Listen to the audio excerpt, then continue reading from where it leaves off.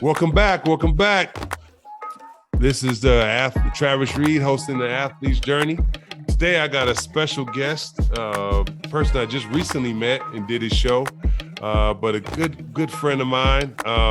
He's had a prestigious career in the NFL, played over 15 years, basically a decade and a half.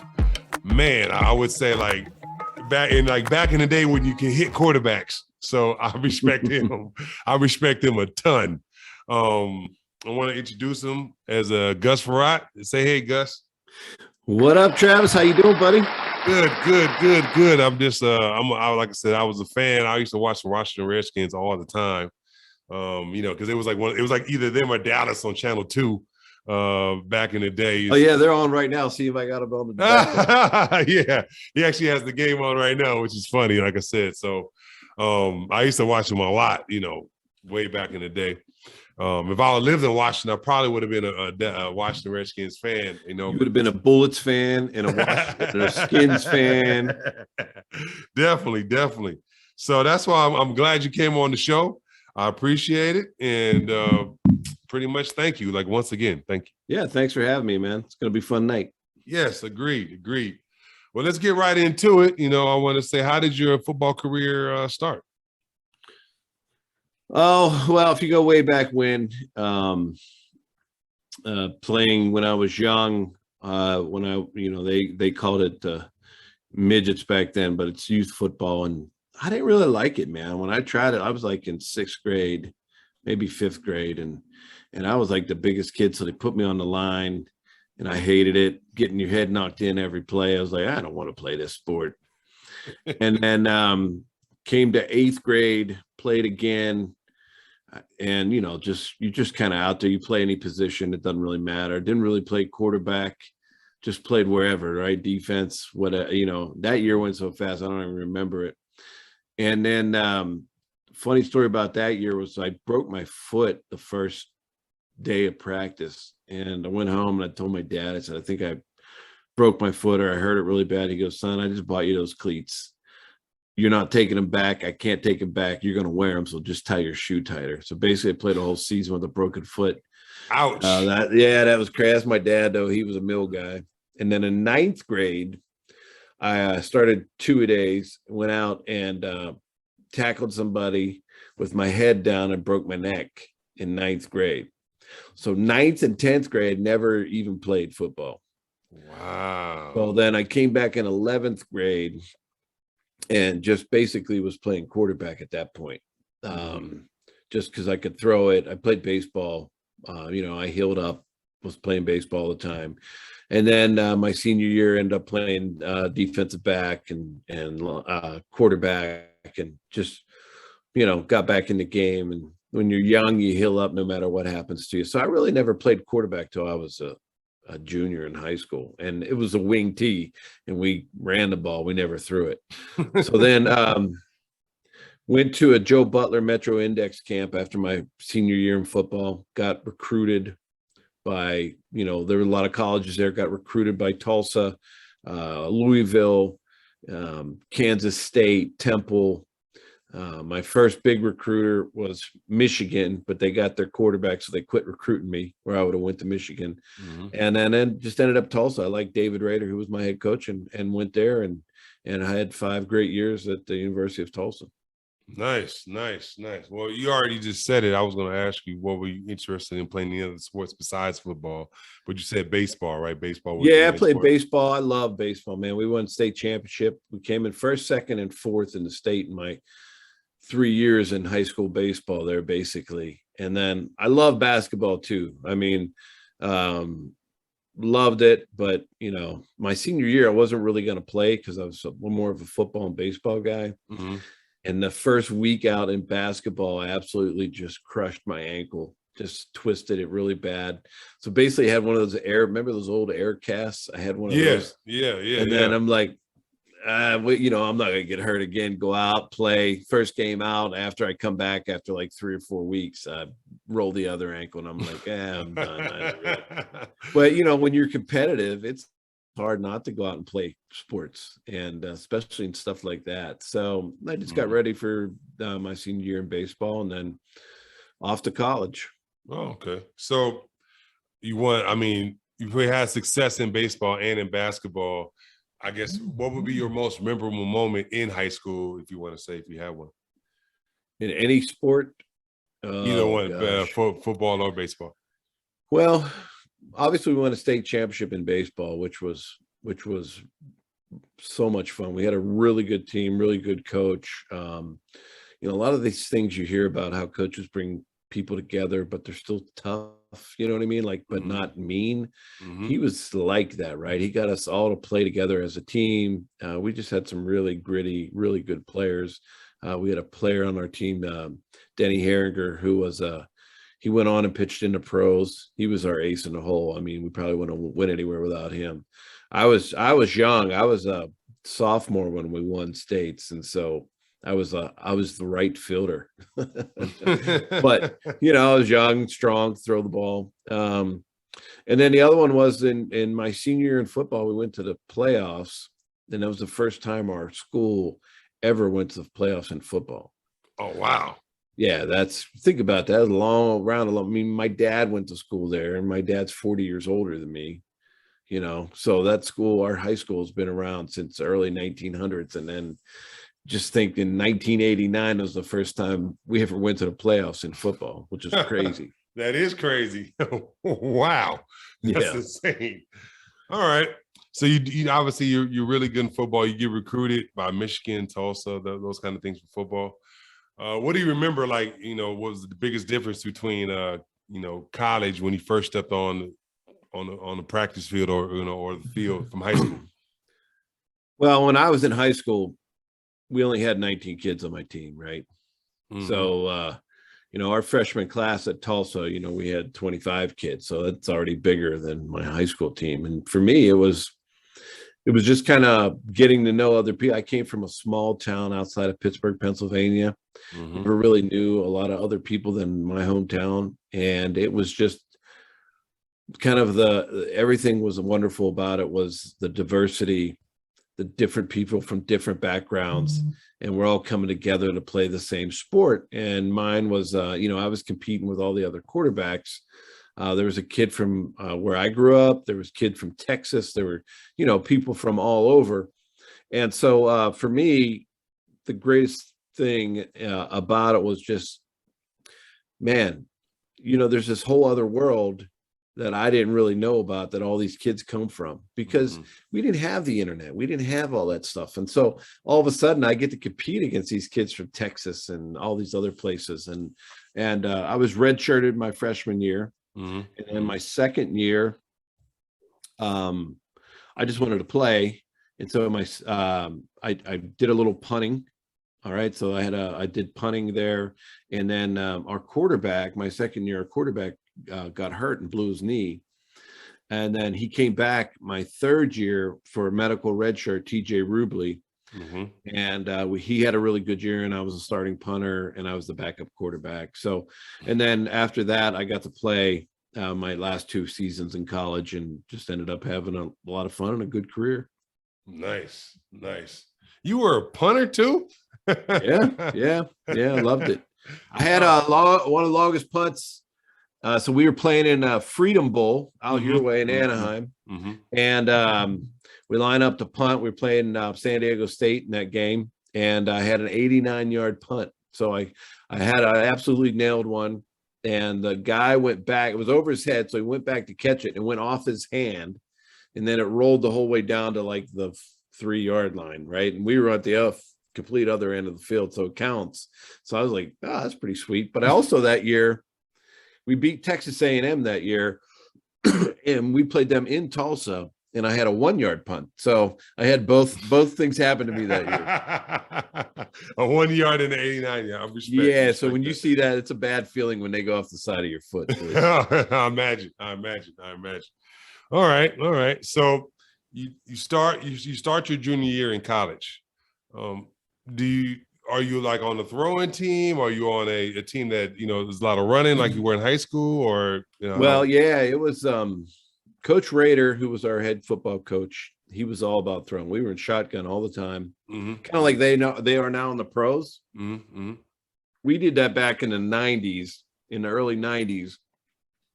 And I had one receiver. I had a couple of really good receivers, but one went to the pros for a while. His name was Chris Penn. He was drafted by the Chiefs. But he and I mean, it was just like, it was just, we just go out and tear people up. Like it was so much fun. We'd put them all over the field. Our senior year, he missed 2 games and we still had 106 catches. Like we were just killing it. Okay. But we were Tulsa kind of gets the leftovers from like Oklahoma State, Arkansas, and a lot of schools from Texas, but we still get a lot of good players. So what happens is if you lose your starter, the guy that's coming in usually is not as good because he's like, he's just not it. And it doesn't mean you're being mean to anybody. It's just a talent level. And so we didn't have the success that we had the year before, but we did a lot of good things and we had a lot of fun. Nice. Good. 2-year starter. Now, are you starting to get looks from the NFL from your senior year? It was crazy. I got invited to the combine to throw all 5 days. So some quarterbacks come in, like I wasn't highly touted. Some quarterbacks come in and they can just come in for the quarterback workouts, right? Some quarterbacks, they bring in like 4 or 5 in, like I did, and they throw all 5 days to every position whenever they need a thrower. And I was like, yeah, whatever I got to do, I'm going to go. So I was there for 5 days. I'll never forget, what was his name?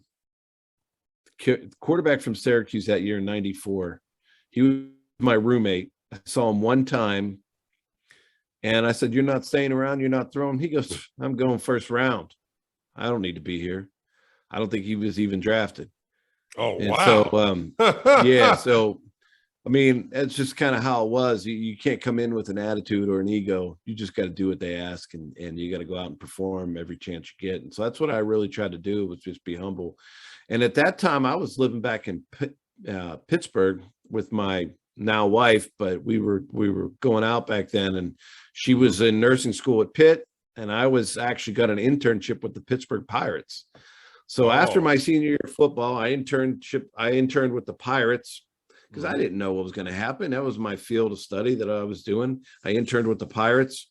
And then after the combine, I had all these coaches come in, and I didn't have a pro day. My pro day was going out to some random field in Pittsburgh or calling the University of Pittsburgh and asking them if I could use an indoor facility or wherever I could throw. And so these coaches would come in, and I'm throwing routes to a guy who never played football in a tennis facility. So there's, they're used to going like all these schools and but they keep coming. And so, I'm kind of one of those guys that's under the radar, get drafted in the 7th round.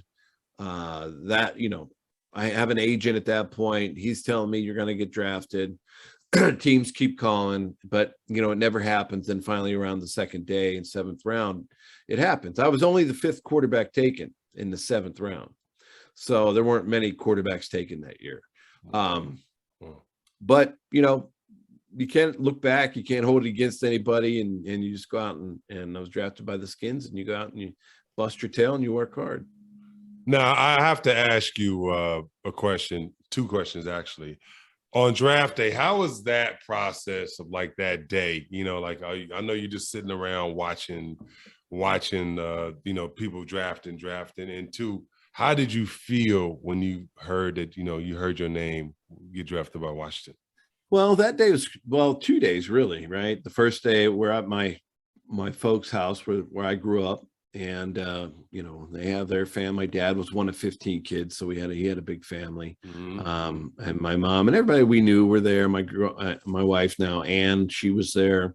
Her dad was my high school football coach, so all their family was there. So it was a big deal, and the first day goes by, and I don't get drafted. The second day, everybody comes back, and you get the call.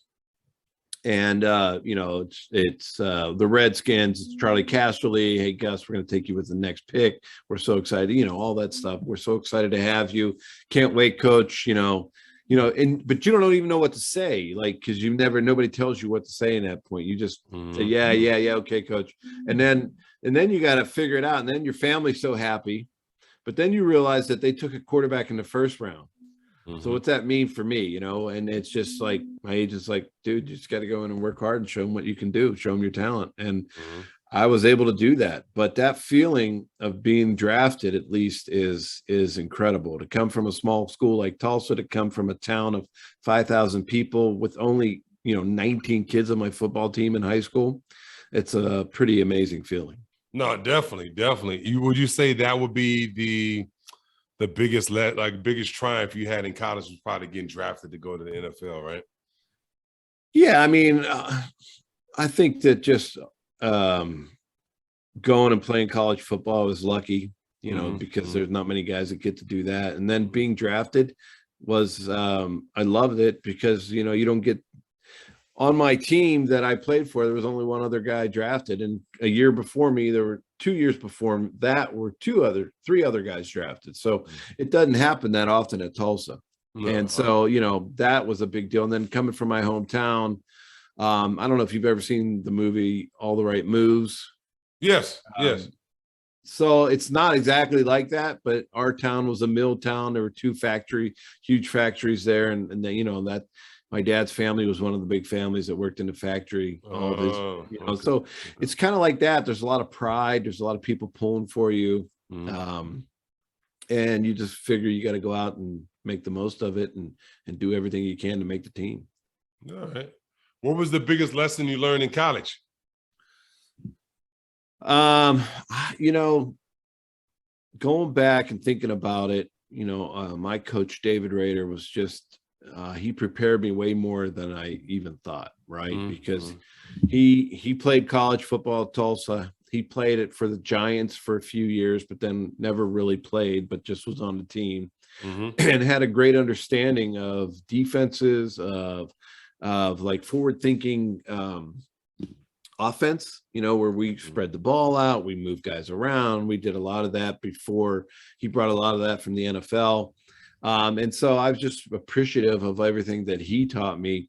And I think that was the biggest advantage of why I did so well in the pros, was like, I was prepared, not all the way. Like we didn't have a lot of, like, I still needed to lift and get stronger and do a lot of those things. But as far as mental wise, I think I was prepared enough to do well to make a team if I got there in the NFL. Okay. So you're drafted, you're in camp, you're a 7th round pick. So how is it that how do you know, what do they tell you how to stick? I guess that would be the question, how to stick on the team. Well, you don't, you're young, you're a rookie, so you got to try to listen, keep your mouth shut, and try to work hard, right? You're not a 1st round pick. Those guys, they have different opportunities, but they earned it, right? They earned it. They were great in college, so that gives them an opportunity to be a 1st round pick. But for me, our 1st round pick didn't show up, and he's Schuler. Oh. So all of a sudden he doesn't show up, and he's a quarterback in my position. So I basically got all his reps and worked hard every day, did whatever I could. And then I'll tell you a story that kind of made me feel like I made it, but I don't, it didn't probably have anything to do with it. So I've always befriended the linemen when I played football. And in college, whatever, linemen were always my friend, probably because they were faster than me. And I looked up to them because they were so fast. No, but, in Washington, the Hogs were the guys, right? They were the O-line, right? The Hogs. When you get a nickname for your O-line, that means they're pretty darn good in the NFL. And so I befriended kind of the Hogs and got to know a bunch of them. Loved all those guys. They were incredible. They won Super Bowls a year before. So there's all these guys, and they had this place in where at training camp where this little bar where we would go, they would take, and they go, hey, you want to come with us? And I'm like, sure. I don't have any money. I don't have anything. Like, I'm going to go. Right. And so we're drinking. So you get done with practice, you got a little time before dinner, and then you have night meetings. So the meeting starts at like 6. Practice get done at like 3, and we go out. So I'm there, and I'm like looking at my watch, and I'm like, oh, it's like 5:30. We got to go. And they're like, sit down. We'll be fine. Right. And then so it's like 5:45, and they they all get up and they go, all right, let's go. And they go, hey, Rook, pay the bill. And I'm like, I don't have any money. So I go up to the guy at the bar and I'm like, hey, dude, I don't have any money. You know, I'm a rookie. He gets it. He's like, just when you get some, just come back, pay me. We'll take care. So I was able to do that. But so I'm late, right? I'm going to the meeting. I'm like, shit, I'm just going to be terrible. I'm going to get cut. So I walk into the meeting. Norv Turner's the head coach. And he goes, hey, where you been? You're late. You're like 2 minutes late. And he goes, and I'm just breathing hard and I'm sweating. And the linemen stand up and they go, hey, coach, he was with us. And that's all it took. And Norv just said, oh, okay. And I sat down and nobody said another word. Like the hazing didn't take place with me. Like the lineman had my back, right? Right. And because, you know, you don't say anything to the coach. Like I was with the lineman, right? You just come in and say, I'm sorry, coach, you know. And then they stood up for me and vouched for me. And then so between that and then getting all the reps in training camp, I was just able to prove myself that, look, I probably shouldn't have been a 7th rounder. And I'm not really trying to have an ego or anything, but I felt like I could have played at anywhere. I could have played with any of those guys that were drafted before me. Mm-hmm. And so, you know, I was able to go out and take all those reps because Heath Schuler didn't show up. And he and I had a great show. It's the first time we ever talked about the whole situation because it was kind of like oil and water between us, right? We were there together, but we didn't really mix. And there was a lot of tumultuous situations between us, a lot of kind of anxiety. And you know, he comes back from like, didn't go to any training camp. He comes back and then he gets to start, you know what I mean? It's just like this whole thing, but everybody is kind of on my side because I put in the work and all this, but he's the 1st rounder. He deserves it. So so getting to stick there, everybody's story is different, man. You just don't know how it's going to be. And the only thing you can do is never say no, do as much as you can and go out and work your tail off and study. Like they want to see that you're mentally ready, that you're physically ready, and then that you're emotionally ready. You have to have all 3 talent levels to be good in the NFL. Man, I understand that. I mean, like I said, I've never played. I played football like all the way up to about high school, and then I got hit in the leg once, and I was like, "Oh, all right, let me focus on basketball." So I always wanted to know, like, how is like the mental preparation along with the physical in NFL? You know. Well, just, yeah, like you have to be, I mean, there's no doubt you have to be tough. You have to be willing to be in a car wreck and get back out and go do it again. You know what I mean? That's what it's like. You watch the game is going on behind me. People say it's soft. It's not the old ways. Yeah, it isn't. They've changed the rules. But still, you know, you got somebody running full speed at you and trying to take your head off. It's still going to hurt. We see injuries all the time. It's a violent game. Yeah. But you have to be able to differentiate between injury, pain, and, you know, can I get up? Can I do it? Or am I going to hurt my team? And for me, it was just learning that from my dad. Like I told you that 8th grade story. That was my whole career. Like I broke my neck, came back, broke my foot, you know, I never missed. And he just, there's all kind of things that happened to me. You know, I remember I was in science class in high school and I burnt the back of my hand where you put your glove on for baseball. And he said, just put this stuff on it. You'll be fine. Don't worry about it. Like it hurt like hell when you put your glove on, but you know, your dad made you tough because he made you do all these things. And sometimes I think that there's an element of that when we watch football is missing a little bit with some people, but it's always been like that. No, definitely. I can understand that. I think that, you know, I felt like back in your older days, like football, it was like a gladiator sport. Not saying it's not now, but it just felt a little bit rougher and tougher. Well, yeah, I mean, you go back and watch some of the films of how quarterbacks used to get hit, thrown around, one bar face mask and all that stuff. And they were tough. I mean, those dudes were tough. They'd go have a beer and smoke at halftime. And they were just different, right? Yeah. Today's different, right? You got to get rid of the ball. I mean, you're so much more knowledgeable. You can watch so much more film. There really shouldn't be any surprises for you. And the way that guys take care of themselves now is completely different than it was back in the day where, you know, guys didn't really care or watch what they ate. You know, they knew they were going to go work out and that's just how it was. And now it's completely different, where they know that what you eat is going to affect how you recover the next day, how you feel going through a season, all that kind of stuff. All right. So how many years did you spend in Washington?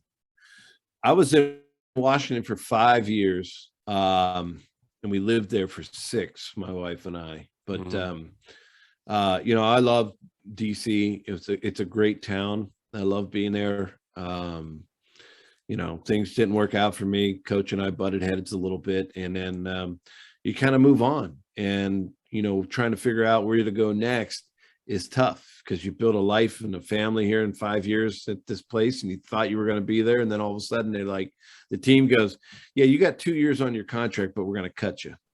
And you don't get paid those 2 years. You just get cut. And then you're just like, all right, where are we going to go next? And your agent tries to find a team. Man, that is like the insaneness of a football, like NFL contract, where like you might have 2, even 3 years, and they just release you. I never understood that. Like I'm just like, I always felt like you should always get your money no matter what they do with you. But I said, it's crazy. It's a one-sided contract, right? You sign this contract, you put your name on it, 4 years, $25 million. And they cut you after 2. They gave you a $5 million signing bonus, but your first 2 years you made $800,000 because everything was backloaded. They're like, all right, we'll just get somebody else. We'll bring somebody else in, and they don't pay you any. I've lost more money being, cut or being leaving a team than I've made in the NFL. Wow, really? Yeah, I've lost a lot of money. Dang, I never knew that. I never knew that. Man, that's crazy. So when I played with the Dolphins in 05, I signed a contract in 05, 2-year deal. It said, okay, I'm going to play for base salary, and everything I do is incentive based. So everything, starts, completions, touchdowns, everything is incentive based. I make this, I throw this many touchdowns, do this many plays, all this stuff. My money goes up, which that's kind of how I like it, because I got to prove myself, right? That I got to go out prove. And if I make all my incentives, then my next year's contract goes way up, right? From the base salary that I signed for. So I make all my incentives, make this money. Next year, I'm so excited to be back with the team again. Off season, coach calls me and he says, "Hey, we got to cut you." And I'm like, "For what?" He goes, "Well, you're too old." And I'm like, "Okay, I'm 36, but we just had a great season. We should have been in the playoffs. We were 9-6, and we have a great team. Just draft a young kid." I said, "Draft a young kid. Let me help him, and he'll be the starter for you for the next 10 years. Like, I don't care. Just, give me my contract. Let me finish it out." And he goes, "Well, if I pay you," then I have to cut these other guys. And I'm like, "Well, yeah, that's not my problem." Right? That's your money guy that has to figure that out. That's not me. Right. And then he goes, "Well, why don't I just bring you back for the contract we had last year?" And I go, "No, I earned all this money. I earned this. I put my blood, sweat, and tears out in this football field, and I earned this to be the starter of this team." And he said, "Well, I don't see it that way." So gone. Second year, lost all that money, and just how it is, man. That's the NFL for you. That's crazy. Man, that's a heck of a story. So but let's go back. You do your 5 years in Washington. They cut you the last 2 years. Where do you go next? So I go to Detroit next, and absolutely love Detroit. We just had a blast. We had a great team, great locker room, had a lot of fun, made the playoffs. Went back to Washington to play them in the first playoff game and lost to them. We didn't play our best game that day, and then stay there 1 year. And I played a lot that year, and it was between myself and Charlie Batch. Jim Zorn was our quarterback coach, and Zorny called me in. He said, "Hey, we're going to sign Charlie to a huge contract, even though you played 10 games for us and did really well. We're going to sign Charlie. We think he should be our starter, and we're going to let you go." And that was it. And so looking for another team, end up going to after that, go out to Denver, and at Denver for 2 years. Shanahan, same thing. "Hey, you can come back at a base contract or whatever." And I went in and I said, "Hey, look, Cincinnati wants me to come be the starter there. I don't really want to go there. I'd rather stay here. And Coach Shannon basically said, you got to do what you got to do. And I said, oh, okay, that you don't really want me. Right. Yeah. So I'm going to go with somebody who wants me. So I got to Cincinnati. Not a great year. Probably one of the worst years I've ever had in the pros. Okay. It was the whole organization was dysfunctional at that time.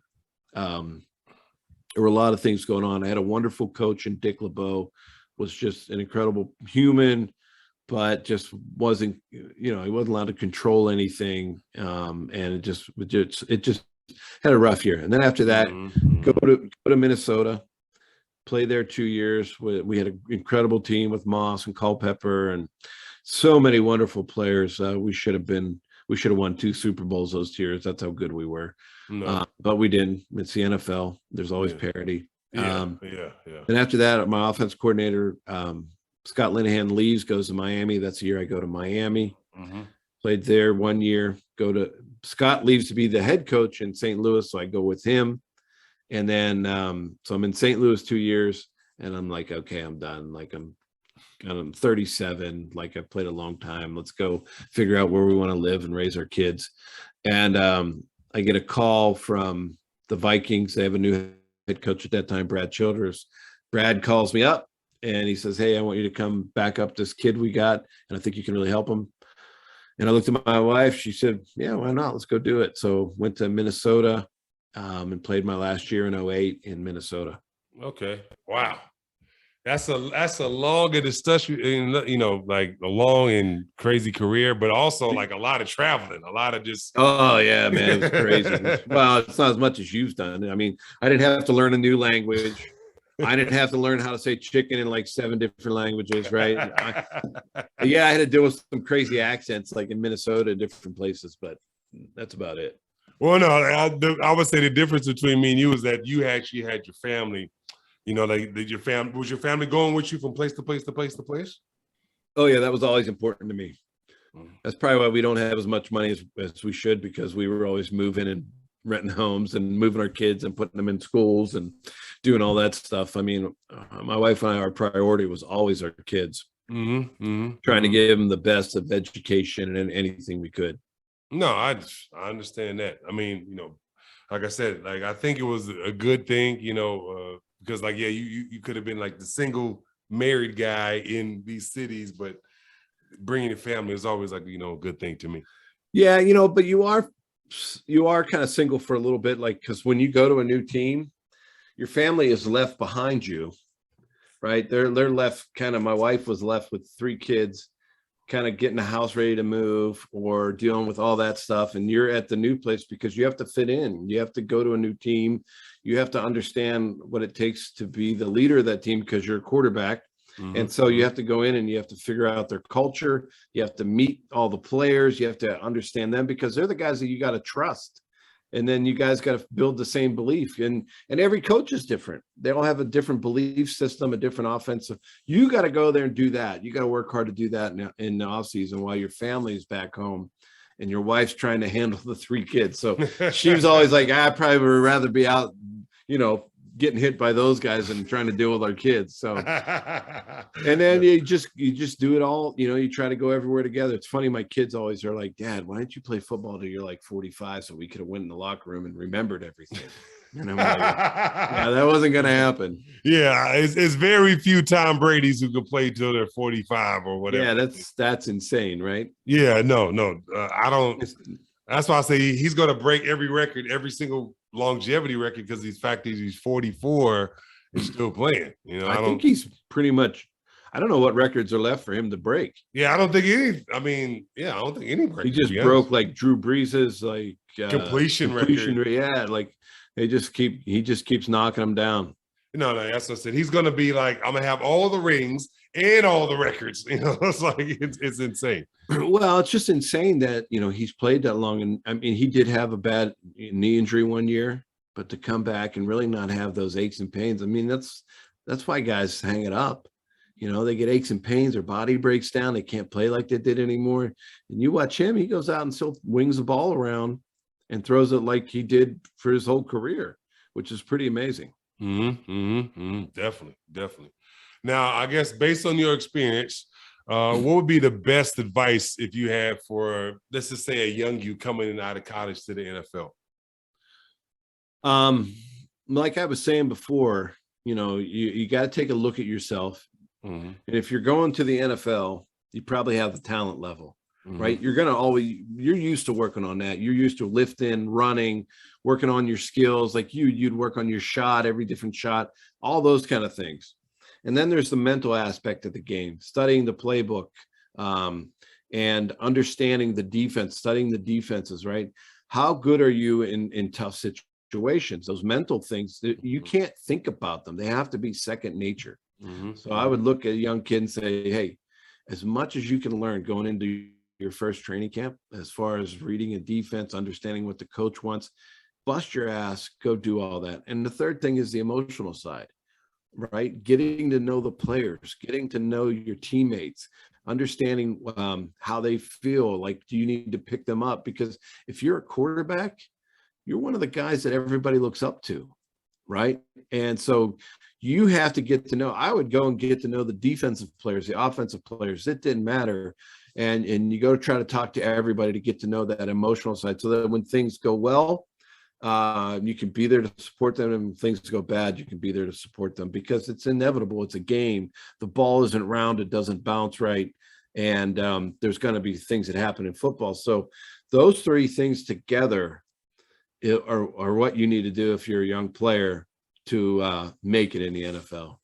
No, that's great. That's like I said, great advice. What's the best thing that happened, in your NFL career? Well, just being able to play 15 years was unbelievable. Mm-hmm. I never was lucky enough to make it to a Super Bowl. You think about that, like, Tom Brady was sucking all those up, so never got to play in those. But they're just great moments that I've had, big plays, incredible teammates, wonderful times in a locker room, at training camp, getting to know guys. Mm-hmm. The thing about it is that there'd be guys that I probably haven't talked to in 20 years from Washington. Mm-hmm. But if I saw them on the streets, we could sit down and catch up like it's old times. Mm-hmm. And that's probably one of the hardest things that we have to deal with, is like, now that I'm back in Pittsburgh and I live in a town, and yeah, you get to know some people, but there's nobody here that did what I did. Mm-hmm. And there's some Steelers that live around here, but not a lot of other guys. And it's, when you're trying to relate to people, sometimes that is really difficult in that sense, because only other guys have played in the NFL, no offense to anybody who didn't, but really understand what you went through in all those hot days in training camp, right? And you getting your tail kicked and going through meetings, thinking you're going to get cut, and everything else that happens. Mm-hmm. So there were so many good and bad things that, I don't regret anything I did. I don't wish I did anything different. It was all done for a reason, all for a purpose. Yeah, no, definitely. And what would be your biggest triumph in the NFL? What was your biggest moment, if you want to say, out of your 15 year Well, my biggest moment was, one of my most fun moments was in my last year of my career. We had the ball. It was just a great game. We're playing with the Vikings. We're playing the Bears, big rivalry. Mm-hmm. What you just saw last night, right? They played last night. Mm-hmm. And there's always, it's always gritty. It's tough, right? The teams hate each other. And that's just built into it, like, after years and years. So we're in the dome. We're playing the Bears. They're driving. Our defense has a huge goal line stand, fourth and goal. They stop them. We get the ball. It's literally on the half-yard line. And Darrell Bevell, who's now the interim head coach of the Jaguars, is our offensive coordinator. And he calls 999 FC. And I'm like, whoa, what do you mean? He goes, yeah, we're not going to run it. Like, we have Adrian Peterson. Like, let's just run it out and get some breathing room. He goes, no, we're going to throw it. All right. So it's just basically 2 by 2. Mm-hmm. All receivers are running a go route. Tight ends are down the seam. Well, tight end is slot down the seam. 2 guys outside. And I said, all right, fellas, here we go. Give me some time. Let's complete something down the field. And I said, hey, if it's not open, Adrian, just get open and I'll check it down to you. And sure enough, we go back. They're playing cover 3. Peanut Tillman's the corner on my left. And when they're in cover 3, a lot of times those cornerbacks are taught to cheat. So they play the seam and the outside guy. They're right in the middle. And I was just staring down Vasante Shanko. He was our tight end. And I'm just staring him down. And I just let it rip down the sideline to Bernard Berrien. And it's like everything that you were ever taught in 15 years all fell into place in one throw. Like, throw it 3 yards from the sidelines, throw it 45 yards downfield, and it's the perfect, ball.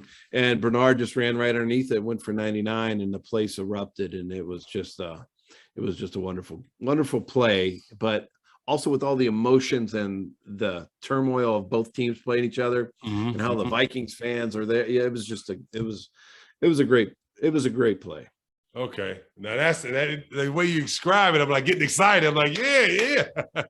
Oh yeah. And it was great because that play, there was a photographer in the end zone of that play. And he had one of those, like a fisheye lens, it looked like, but it was able to take the whole play in the stadium in the back, and you could see everything. And then he took it right when the ball was like launched. So you could see me going like this, and the ball's up in the air and everything happening. So I took that shot and I got like 15 or 16 of those, and I framed them real big. And I got all of the people that were on the field with me to sign them. All the linemen, and I gave one to everybody for Christmas.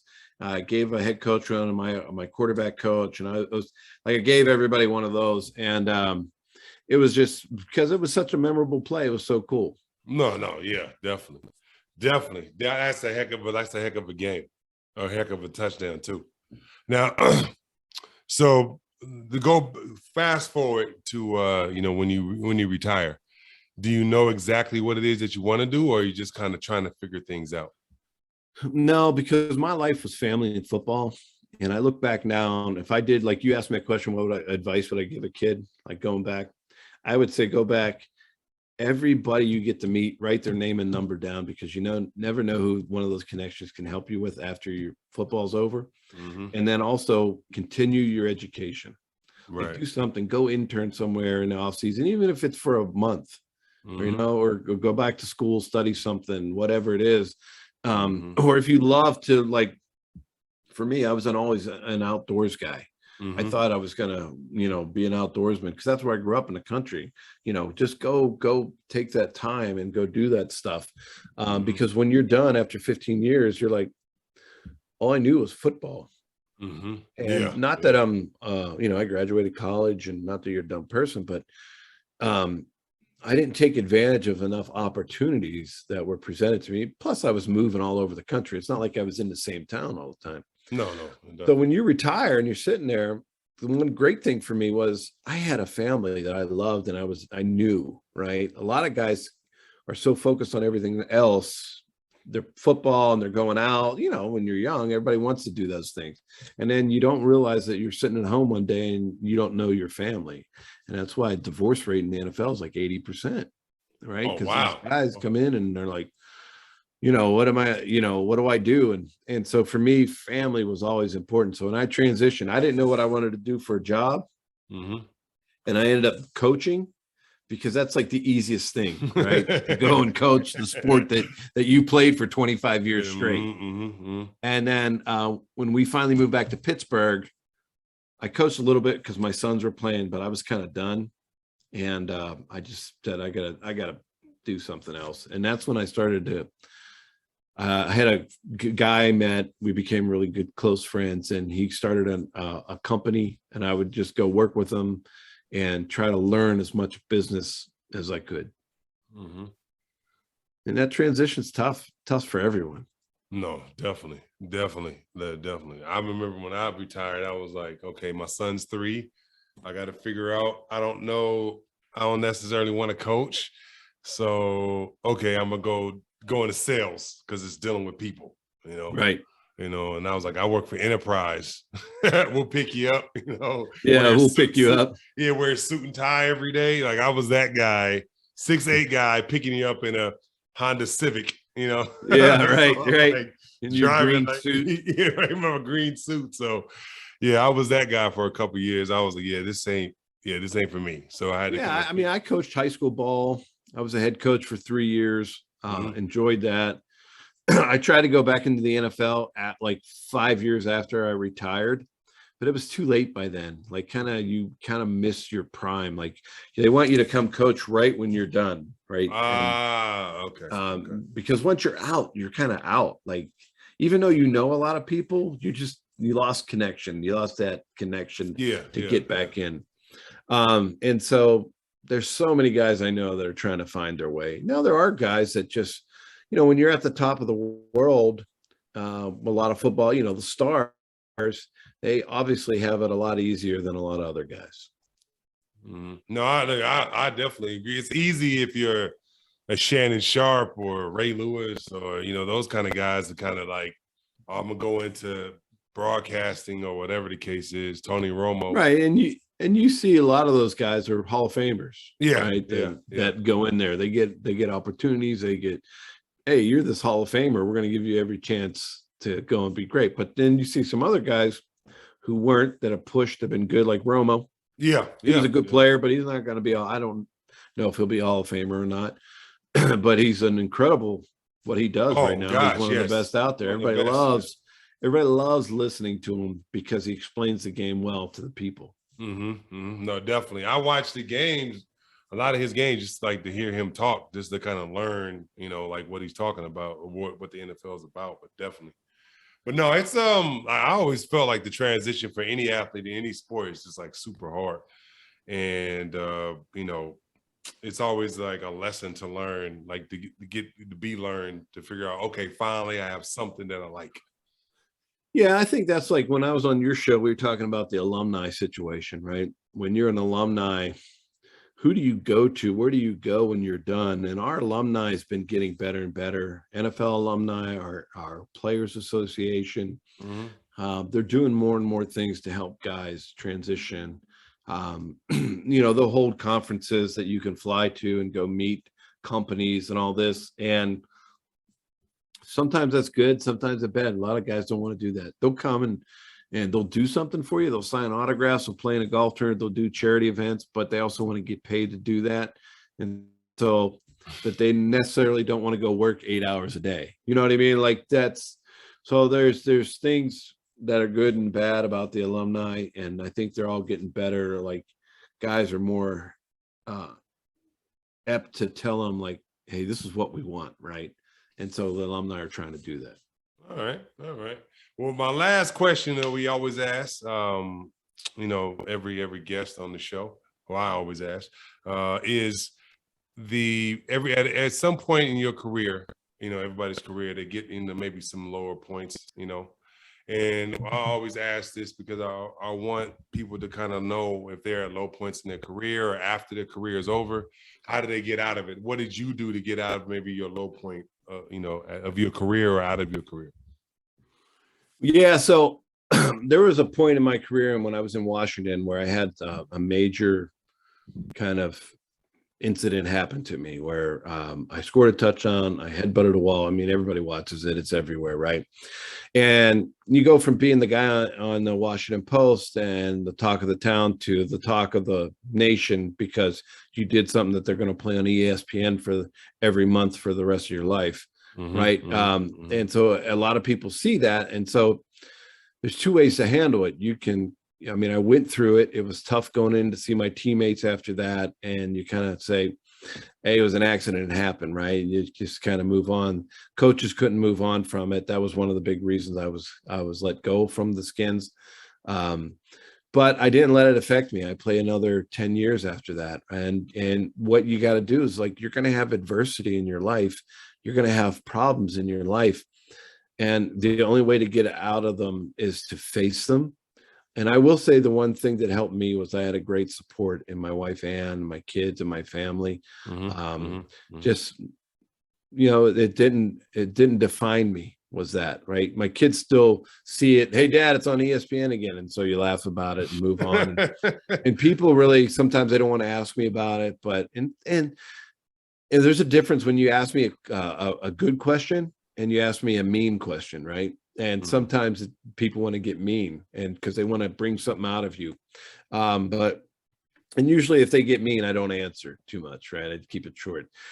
But that was probably one of the hardest points in my life, because that's on the, that was in front of, 25 million people watching TV that night. And everybody got to see it. And for years, I had to deal with that question. And why did you do that?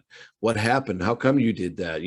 What were you thinking? All those kind of things. And then you just deal with it and move on. I think I just wanted to, it definitely makes you humble, right? That things can happen to you at any time and change your life. And I didn't want it to define me. And so I just kind of push it off and laugh about it. And really, my wife, Ann, she's so tough and strong that she just willed me to be better than that. Yeah, no, I definitely understand that. It's always good to have that great support system, to get you through like times that maybe you can't get through times yourself, Well, yeah. And I had my wife. Some people have a coach. Some people have a mother or father. Some people have a brother. Everybody has a different support system. And the reason it's there is for you to lean on them when you need them. Definitely agree with you 100%, Gus. Gosh, I'm so grateful and so thankful for you to come on the show. Like I said, I appreciate you so much. Like I said, I used to watch you back in the day when I was a kid. So I definitely just want to say thank you. I appreciate it. Yeah, you don't got this stuff up here like I got. Yeah. No, see, I cut my hair. So yeah. You don't see it. You don't see it. I don't look good with short hair. So this is actually my dad's hair. This is exactly what his looked like when he that's how he combed it and everything. And my kids are like, Dad, why do you do that? I said, I have no idea. I watched my dad do that for 17 years straight, and that's probably why. I got you. I understand that. Well, let people know, like I said, what you're doing. Your show, like I said, when I came on, it was super good. I listened to like a couple of episodes of your show. It was really, really good. So I want to make sure you tell the people where they can find you. Yeah, everybody can check me out at Huddle Up with Gus. You can go to huddleupwithgus.com. You can go on any social media at Huddle Up with Gus. They can follow me at Gus Frerotte. And, you can check us out on sounder.fm. That's who hosts our podcast. And you can listen to our podcast, Huddle Up with Gus, wherever you listen to your favorite podcast. We're on every channel out there. And it's just a show that's incredible. I love to talk to people. It keeps me in the game. And I talk to not only football players, but like you, basketball players, people from every walk of life, because sports played a big part in most of our lives. Agree. And people don't know that until you start talking to them about when they were a kid and what they learned from sports. And it's a big deal. And it's a lot of fun to talk about and share everyone's story. No, definitely. I definitely agree. It's always, sports is weird because it's like it transitions you from a boy to a young man to a man, figuring out how life is, Yeah, if you took that first hit in your leg and you'd have been like, oh, I like this, you would have been a football player. Yeah. You'd have been a tight end. Definitely agree with you on that. It's funny, I have a family member, my cousin, he played football, but he played football, up to high school. And he was like, man, I should have kept playing. We both should have kept playing. I was like, no, you could have kept playing. You could have been playing. No, I was not going to continue after that hit. Yeah. I was not about that. Hey, some people are meant to do it. Other ones aren't. That's no, definitely. Well, you'll be seeing, Gus interview coming up pretty soon on the Athlete's Journey. You can definitely, people who've been listening, thank you. I appreciate it. Keep subscribing, keep listening. You can find me at Travis W. Reed on Instagram.com and also Travis W. Reed on Facebook. Like I said, I post all my shows, all my social media. Like I'll be posting this interview with Gus on my social media platforms, but it'll be on Spotify, Apple Podcasts, etc. Thank you, Gus, once again. Like I said, I appreciate it. And we hopefully we can get you on again. I want to get you on for like a football segment for the playoffs or something. Oh yeah, we'll just put the game on the background and we'll talk about it. Yeah. Because like I said, this year is going to be so interesting to see. There's no, I want to say Kansas City starting around into that, I guess, the team of the AFC. But I don't know. NFC is so wide open. It could be Green Bay. It could be, Tampa Bay. It could be the Rams. I don't know if Tampa Bay doesn't get their guys back, it's going to be rough. Well, yeah. What's name's out for the season? Godwin. So Godwin's out. But AB is They got AB is back. AB's back. Yeah. Who's the other receiver? Evans. He's got a little injury. They got to get Fournette back. So they got some things to square up, and at this point of the season, you want to be peaking, right? You want to be getting to your best. And last year, Tampa Bay was doing that. This year, they kind of had some injuries at the wrong time. No. Green Bay, I don't know. I think they're the favorite to win the NFC. Yeah, I don't know. Like I said, I would say the only team I think that can actually beat them in Green Bay, it would be Tampa. I just think, Brady would probably be the only one that can do it. I don't know if any of the other teams can go into the frozen tundra and beat them. This is just my opinion. Yeah, no, I agree. I agree with that. At first, the beginning of the season, I thought, oh man, Arizona's a different team. But then the last few weeks, they've been showing their true colors. Yeah, I think there are a lot of talent, a lot of sizzle. I think, Kyle, Murray's great. But, when the real football starts coming, it gets a little bit colder, it start to hurt a little bit more. He gets banged up. He always getting little nicks, not in season ending, but always banged up a lot, Yeah, my favorite guy to watch is the guy in your neck of the woods is Justin Herbert. Oh, yeah, love Justin. He's big, strong, sturdy guy.